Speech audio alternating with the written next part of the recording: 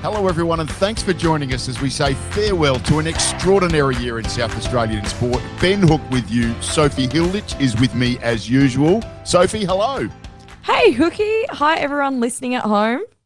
Soph, our best 15 memories of the year. Now, it sounds pretty straightforward in theory, but there has been plenty of debate between us. Absolutely correct. Everyone loves a list at this time of year, from Santa's naughty and nice to us humble podcasters.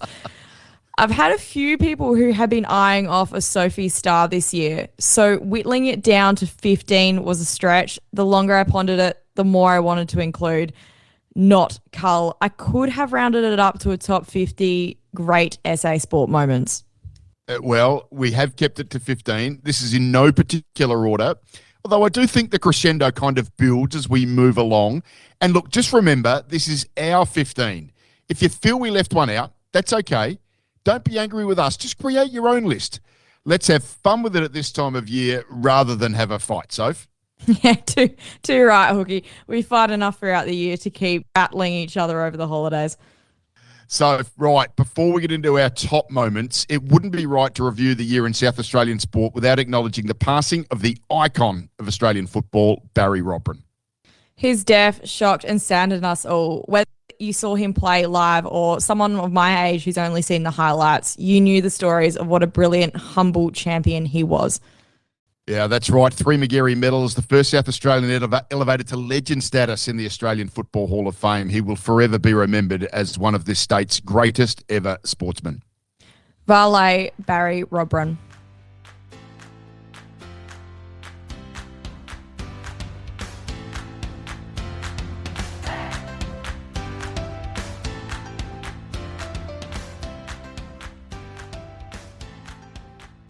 Soph, give us your first SA sport memory of the year. Well, let's kick it off where we always love to, with a world champion from right here at home. 2025 was the year Anu Francis made her mark. After missing last year's World Championships due to illness, she came back stronger than ever to take in Wollongong, finishing in 1 hour, 18 minutes and 55 seconds. Turning Paris 2024's heartbreak into triumph, Anu's performance thrilled the home crowd and secured her first world title, proving her dedication, resilience and world-class talent. From South Australia to the top of the podium, local athlete, global champion, and Hookie, speaking of elite endurance, how about a debut to remember? Yeah, well done, Soph. And this one gave us goosebumps all the way from York Peninsula to the G. In October's storied Melbourne Marathon, Caitlin Adams completed the performance of her life on a stage like no other, the Melbourne Cricket Ground. In her marathon debut, Wallaroo-raised Adams surged through 42.159 kilometres on Melbourne streets with poise and purpose, crossing the finish line in 2 hours, 30 minutes and 26 seconds to claim the women's title. She did so in front of friends and family, most notably a tearful mother who cheered her to a rapturous finish. You know, entering the MCG and, you know, running, I guess, that 200 to 300 metres around the G and then finishing and like with the biggest crowd there, that was just incredible. And I think it was just total like euphoria when I entered and the crowd was going nuts, and I knew that I'd have like so many teammates and family at the finish line. As soon as I entered that stadium, I just sort of thought to myself, look, I'm going to wave to the crowd. I'm going to put my hands up. I'm going to blow them kisses. I just want to really enjoy this moment. So from pounding the pavement to lighting up the velodrome. Hookie, another star of the regions has climbed to the very top of the speed ladder. Whyala's cyclist Lee Hoffman arrived at the Paris Olympic Games last year as the nation's number 3 track sprinter and confined solely to team racing. After Matthew Gleitz's gracious retirement and Matthew Richardson's ungracious defection to England, Hoffman is now Australia's number 1. It's a crown he affirmed throughout the year with 2 national titles and 2 individual world championship medals. A keen amateur tattooist, Hoffman inked his name as Australia's track cycler of the year and has the opportunity to leave an indelible mark on Australian cycling history. Let's keep the wheels turning, but swap them for Kookaburra balls. Yes, the first sign that cricket in South Australia was about to hit the turbo button. South Australia's one-day cup triumph over Victoria at Adelaide Oval on the 1st of March was the opening chapter in this season of state cricket renaissance. Chasing domestic glory after a 13-year drought, South Australia posted a competitive 268 from their 50 overs. But when Victoria threatened early in the chase, South Australia's bowlers, led by Henry Thornton with 4 wickets, seized control and skittled their opponents for 204, sealing a cherished win against a fierce rival. In the air, down towards long on. Catch is taken by Doggett, and South Australia have won their first one-day title for 13 years. So, staying at Adelaide Oval, this one separated households once again. Too right, Hookie. And it's a showdown. So, of course, it went down to the wire. Adelaide and Port Adelaide served up another classic round 9 showdown, a pulsating battle at Adelaide Oval that ebbed and flowed until the final minutes. With a margin and a kick in it and Port threatening a late surge, Crows defender Mark Keane produced one of the clutch plays of the season, a courageous match-saving mark deep in the closing stages that snuffed out the Power's final attack and helped seal a 5-point thriller for Adelaide. Port Adelaide a goal from a miracle comeback win. And the Hornets got it. Horn Francis weaves his way through the middle. Launches long. Finlayson gets there. Oh, what a mark against the grain. Is that a game saver?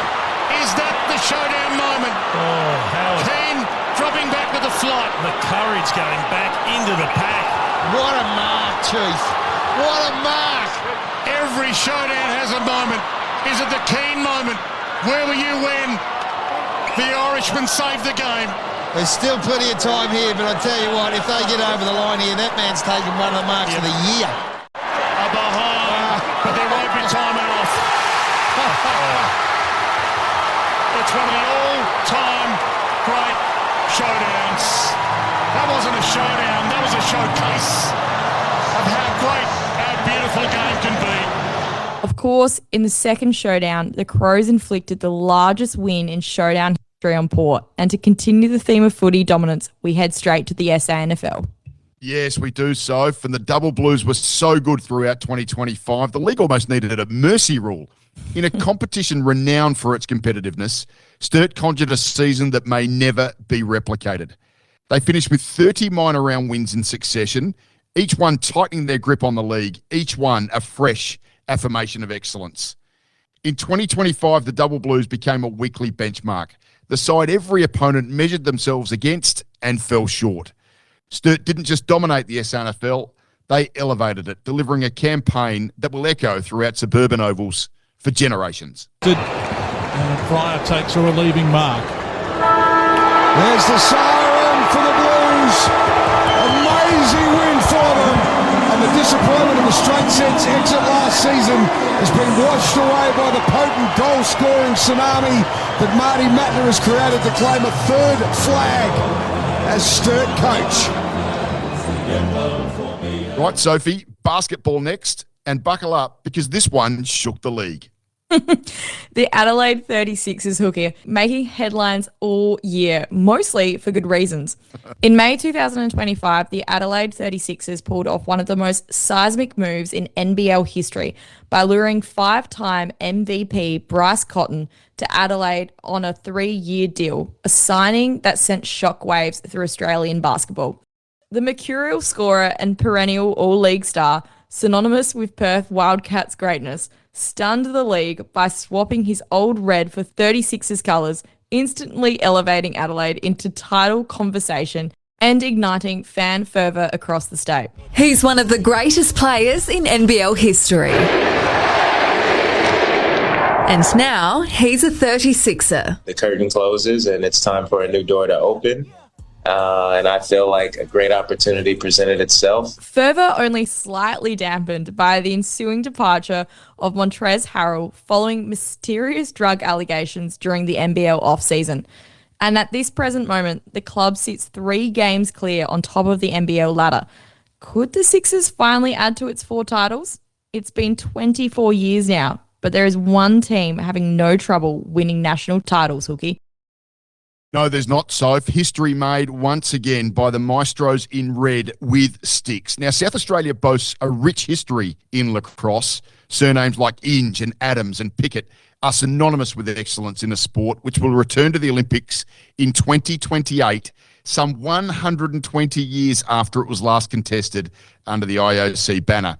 But a new band of names are writing their own history. Olivia Parker, Jess Morrison, Addie Cunningham, they're all vying for a place in the Australian team for 2028. And the trio were also instrumental in delivering the state the Lacrosse Australia's national championship title, our second in 3 years. And there it is. Whistle has gone now. South Australia are national champions for 2025. And Soph, speaking of champions stepping up in clutch moments. 2 outs, tied scores, and then magic. January's Gillies Shield decider in Melbourne saw the South Australian Stars produce a heart-stopping finale to claim the Softball Australia Women's National Championship with a walk-off victory over Queensland Heat. Scores were deadlocked in the bottom of the 7th, and SA were 2 out when Olivia Elliott delivered the moment every Stars fans will remember. An RBI double to bring Millie Fidge home and seal a title that sparked wild celebrations. Change up, sent out to left field. It's going to land in front of wall. Throw coming to the plate. Is it going to be in time? Obstruction call at the plate. It's a walk-off. That's the run. South Australia walk off Queensland here in the Gillies Shield final. Elliott the hero. This wasn't just a win, it was a championship where SA's finest stood tall amidst the most extraordinary pressure. For South Australian softball, it was a 3rd Gillies Shield and a first away from the comforts of Adelaide, and undoubtedly its most memorable final pitch. And Hookie, from saving games to saving a club. Yeah, so for a real sliding doors moment for elite women's basketball here in South Australia. In May, South Australian sport breathed a collective sigh of relief as the Adelaide Lightning, an iconic WNBL club with 5 championships to its name, teetered on the brink of collapse. After the team's licence was relinquished and its future in the National League thrown into doubt, the South Australian government stepped in alongside a private consortium featuring Crows footballer James Begley to keep elite women's basketball alive in this state. And I'm very pleased today that on the back of that collaboration, the Adelaide Lightning will be competing in the WNBL Championship this season and beyond.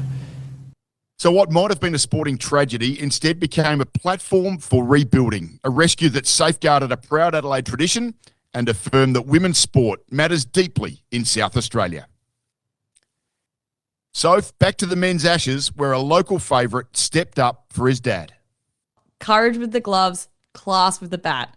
Alex Carey's performance in the recent Adelaide Ashes test was a masterclass in composure from a cricketer who seems built for big moments on home soil. Behind the stumps, he was razor sharp, routinely standing up to the stumps for the quicks, a courageous move that created unease amongst the English batters. But his best came with the bat. Carey's first innings century was a masterclass and an emotional tribute to his father, Gordon, who had passed away in September. Now push the roar. It'll tell you. That's 100 for Carey. It's an emotional 100 for a quality cricketer. Now from heroics in Adelaide to a record broken in Spain. Yeah, Soph, Jess Stenson is tougher than a summer in the outback. On the sunny streets of Valencia, Stenson demonstrated that not only is she Australia's toughest runner over 42 kilometres, she's now our fastest as well. The Commonwealth Games champion, a proud South Australian, surged through the final kilometres with a steely determination, carving her name into Australian athletics history. She crossed the line in a national record, the culmination of years of resilience and reinvention. Yeah, as we came towards this arts building where the finish line was, I heard this Australian voice, which was Bryce's. I found out, you're 5 seconds off Australian record pace. And yeah, as I said, that just kicked me into gear. I kind of accelerated a bit too hard actually and nearly blew up and had to pump the brakes a bit. It just gave me this rush of adrenaline. And then you go down a bit of a hill onto a blue carpet. And the first time I saw the clock, it said 2:21:03, I think, and I still had, I don't know, over 100 meters or so to go, and then I just didn't look at the clock. I just tried to pump my arms as hard as I could, and then I looked up just before I crossed the line, and it said 23, and yeah, I was so happy. Right, so time to discuss the drought breakers of South Australian domestic cricket. Hookie, 29 years, and finally we can exhale. In a competition that measures each state's cricketing soul, South Australia belatedly returned to the top of the nation with a Sheffield Shield triumph that felt both hard-earned and richly deserved. 29 years of near misses, heartache, and soul-searching were replaced by the collective will of a team that refused to accept the historical weight upon its shoulders. As Jason Sayer launched the winning runs through mid-wicket, South Australians at Karen Rolton Oval and beyond erupted. Shot, 4, 5 to win.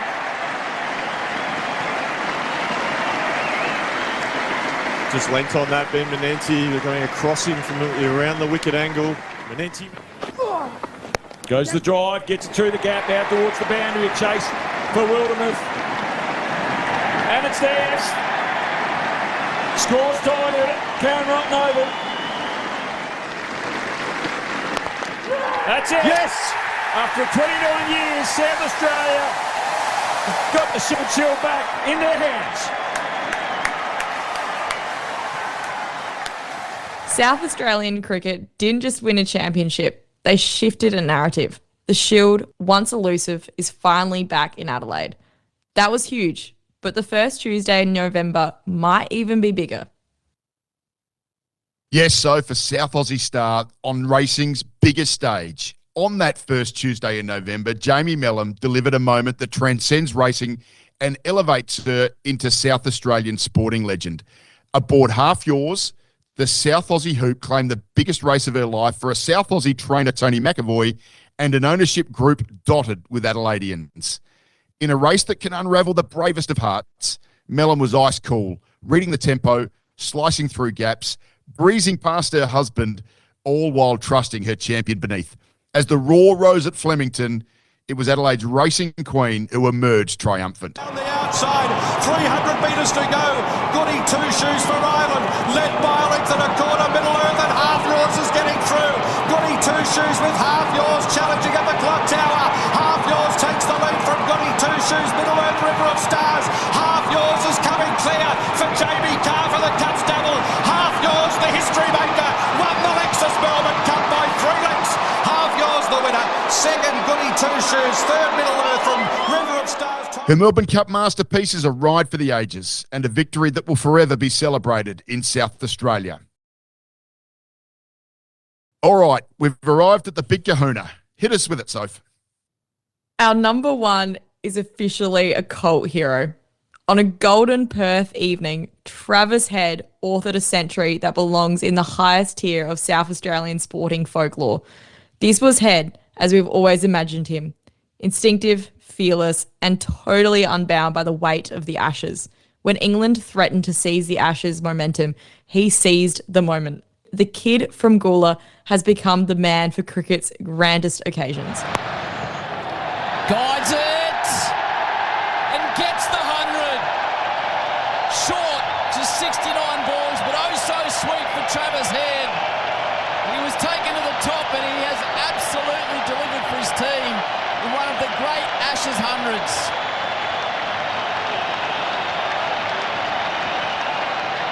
100 in a session, and no one here will ever forget what they've seen. The equal third fastest 100 for an Australian in Test cricket. This century will be recalled for generations as an icon of the Ashes. Travis Head delivered SA Sport's finest moment in 2025. So there you have it, our best of SA in 2025. So thanks for sharing those memories with me. I have tingles down my spine just recalling them once again. Absolutely loved it, Hookie. I've loved the year. Been great to lock horns with you each week on our favourite topics.